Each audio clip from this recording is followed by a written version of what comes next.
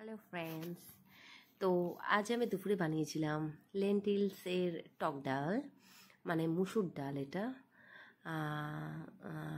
মুসুর ডাল, এটাকে আমি ভিজিয়ে রেখেছিলাম কারণ এটা ভেজালে খুব তাড়াতাড়ি সিদ্ধটা হয়ে যায়। আর এখানে আমি একটা গাছের আম পেড়ে নিয়েছি এবং সেটাকে ছোট টুকরোতে ভাগ করে নিয়েছি। এখন এটা আমার 1 লিটারের কুকার আছে, এই কুকারের মধ্যে আমি দিয়ে জাস্ট গ্যাসের ফ্লেম অন করে দিলাম। একদম লো ফ্লেমে জাস্ট একটা সিটি লাগিয়ে নেব এবং তারপর ম্যাঙ্গোগুলো অ্যাড করব, র ম্যাঙ্গো। এখানে জাস্ট আমি 4 পিস অ্যাড করেছি। তারপরে এটাকে আমি আর একটা সিটি দিয়ে নেব। তো এখানে আর একটা সিটি হবে আর কি। এদিকে আমি দু পিস মাছ নিয়ে নিয়েছি। এটা হলো বাটা মাছ, আমার হাজব্যান্ড খেতে খুব পছন্দ করে বাটা মাছ। তো এটাই ভাজা হবে দুপুরের জন্য। এখানে আমি লবণ, হলুদ আর একটু লঙ্কা গুঁড়ো দিয়ে মাছটা সুন্দর করে ম্যারিনেশন করে নিচ্ছি। এবং এইভাবে ম্যারিনেশন করলে মাছটার মধ্যে সমস্ত কিছু মানে ম্যারিনেশনের যে মশলাগুলো আমি দিয়ে ম্যারিনেশন করছি খুব ভালোভাবে ঢুকবে এবং ভিতর পর্যন্ত কাঁচা কাঁচা ফিল হবে না, মানে ভিতরটা পুক্তভাবে সল্ট যাবে ভালোভাবে। তো এখানে আমি দেখছি যে আর একটা সিটি হয়ে গেছে। তো তারপর আমি আমার ওই আমগুলো দেখলাম একটু বেশি সিদ্ধ হয়ে গেছে। তো আমগুলো আমি এখানে তুলে নিলাম, তুলে নিয়ে একটা আলাদা বলে রাখলাম।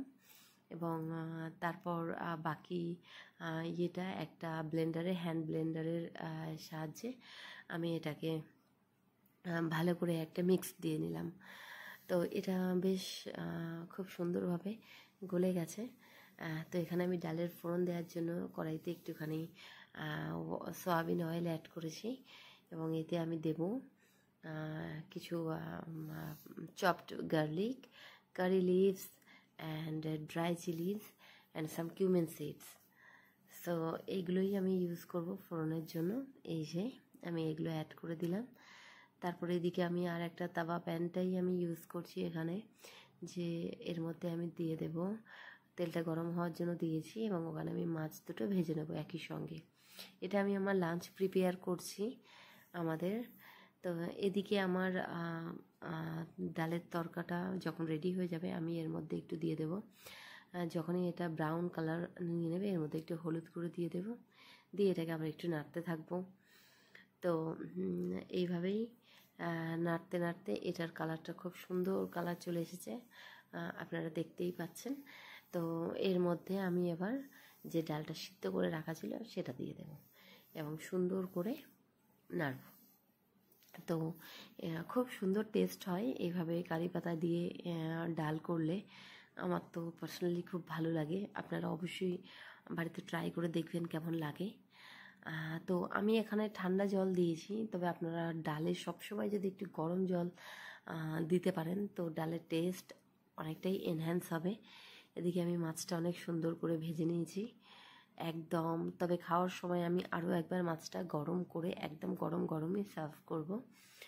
আর এইভাবে দেখতে পাচ্ছেন যে বয়েল চলে এসেছে।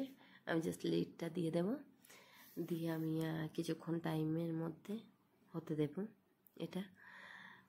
এরপরে আমি দেখতে পাচ্ছেন ডালটা একদমই হয়ে গেছে। এর মধ্যে আমি একটু সল্ট অ্যাড করলাম এবং টেস্ট করে দেখেছিলাম যে সল্টটা একটু কম হয়েছে। এর মধ্যে একটু জাস্ট কিউমিন পাউডার অ্যান্ড একটু কোরিয়েন্ডার পাউডার ওর মধ্যে একটু দিয়ে দিলাম, দিয়ে নাড়িয়ে আমি just it is ready to serve. আর আমার ফিশও রেডি। আর আজকে আর একটা রেসিপি হয়েছে যেটা আমার শাশুড়িমা বানিয়েছেন, সেটা হলো এঁচোড় চিংড়ি। এই আমার দুপুরের এটা এঁচোড় চিংড়িটা আমার শাশুড়িমা নিজে বানিয়েছেন।